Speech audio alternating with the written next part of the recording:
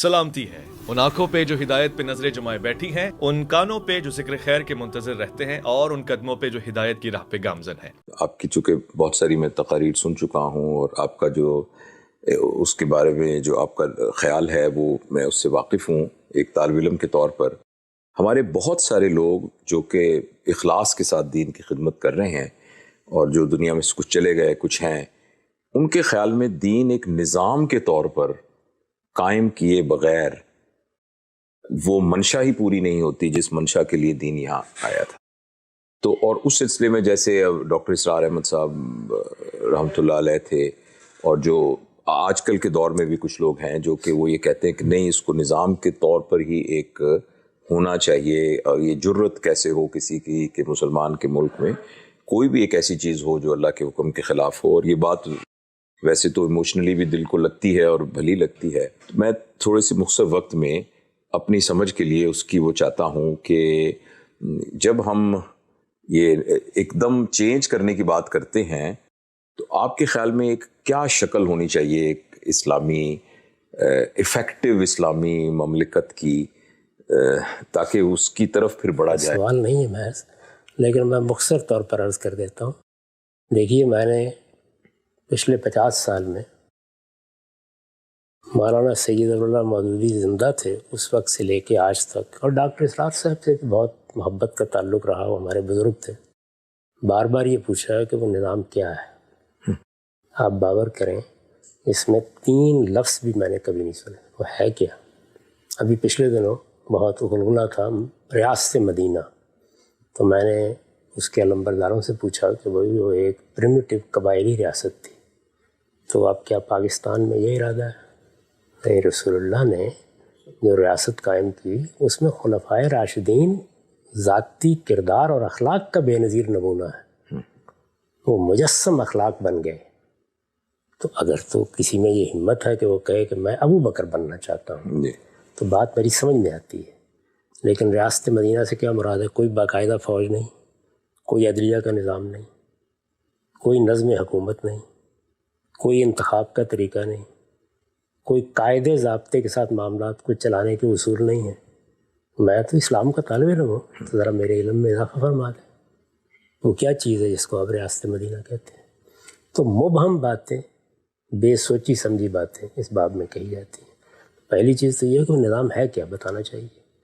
اسلام کو جب ہم دیکھتے ہیں تو یہ معلوم ہوتا ہے کہ وہ 2 چیزوں کا مجموعہ ہے، اس میں ایمان اور اخلاق کی تعلیم ہے، اور اس کے ساتھ شریعت ہے۔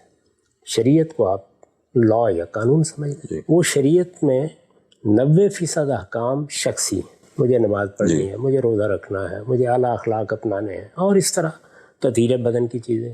اس میں کوئی یعنی گن کے میں بتا سکتا ہوں کہ 5 احکام ہیں جو اجتماعی زندگی کے بارے میں دیے گئے ہیں۔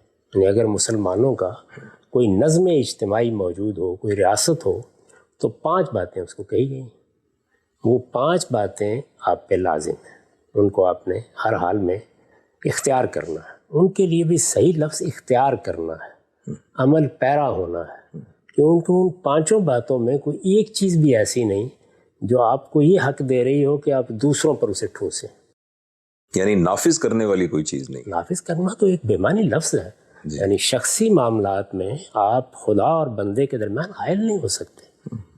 اس میں آپ نصیحت کریں، آپ کو جمعہ کا ممبر دیا گیا ہے حکومت کو، اور وہ اسلام نے دیا ہے، وہ تو آپ کو ہمت نہیں ہے کہ آپ لے لیں مولویوں سے، تو آپ وہاں کھڑے ہوں، آپ نے جو نصیحت کرنی ہے کریں، لیکن شخصی معاملات میں آپ کسی شخص کے خلاف کوئی قانونی کارروائی نہیں کر سکتے، اور نہ یہ باتیں کر سکتے ہیں کہ کسی کی ہمت کیوں ہو۔ یہ ہمت رسول اللہ کے زمانے میں ہوئی ہے لوگوں کو، اور آپ نے کبھی ایسا کوئی کام نہیں کیا۔ جو معاملات ریاست سے متعلق ہیں وہ بالکل طے ہے، میں نے جیسے عرض کیا کہ میں انگلیوں پہ گن کے بتا سکتا ہوں آپ کو کہ یہ معاملات ہیں، ان کا شعور بھی نہیں، یعنی جو ہے ان کا شعور ہی نہیں۔ اور یہ شعور کی بات میں صرف آپ کے حکمرانوں کے لیے نہیں کر رہا، مذہبی جماعتوں کو بھی نہیں، بلکہ اس کے بالکل برخلاف کھڑے ہیں۔ ہمت ہے کسی میں کہ وہ علماء سے یہ کہے کہ یہ جتنے جمعے کے ممبر ہیں یہ حکمرانوں کے ساتھ اسلام میں خاص ہے۔ ہائی ٹریزن ہے اگر کوئی عالم اس پہ کھڑا ہو جائے۔ مسلمانوں کی تاریخ میں کسی بڑے عالم کا نام بتائیے اس نے جمعہ کا خطبہ دیا ہوگا؟ ابو حنیفہ نے دیا، شافعی نے دیے، مالک نے دیے، غزالی نے دیے، متعدد نے دیے۔ آپ کھڑے ہو کے ہمت ہے کہیں علماء سے، تو جو اسلام کا قانون ہے فی الواقع اجتماع سے متعلق، اس کو تو بیان کرنے کی بھی کسی میں ہمت نہیں ہے۔ تو یہ ایسی باتیں جو کہیں جا رہی ہیں، کوئی حقیقت نہیں ہے۔ مسلمانوں کو اپنے دین کو سمجھنا چاہیے۔ میں نے ابھی عرض کیا تھا کہ ہم علم کے بحران میں بھی مبتلا ہیں اور اخلاق کے بحران میں بھی۔ وہ علم کا بحران یہی ہے، یعنی نہ اپنے مذہب سے واقف ہیں، نہ اس کی تعلیمات سے واقف ہیں، اور اس میں بس توہمات ہیں جن میں زندگی بسر کر رہے ہیں۔ 100 سال تک ہم نے عورتوں کو سعودی عرب میں اسلام کے نام پر ڈرائیونگ نہیں کرنے دی۔ اب نئی وحی آ گئی، کس نے اجازت دے دیا اور پہلے روکا کس نے ہوا تھا؟ تو احمقانہ باتیں۔ افغانستان میں ہم عورتوں کی تعلیم روک کے بیٹھے ہوئے ہیں، وہ تعلیم جس کے بارے میں ہمارے پیغمبر نے جنگوں میں بھی فائدہ اٹھانے سے گریز نہیں کیا۔ جنگ بدر کے قیدیوں کے ساتھ جو معاملہ کیا گیا تھا وہ کوئی دین پڑھانے کے لیے نہیں کیا گیا تھا، تعلیم کے لیے کیا گیا تھا، دنیاوی تعلیم۔ تو کیا کر رہے ہیں؟ تو اس وجہ سے یہ بس ایک ریٹرک ہے، جس کے جی چاہتا ہے وہ یہ بات کرتا رہتا ہے۔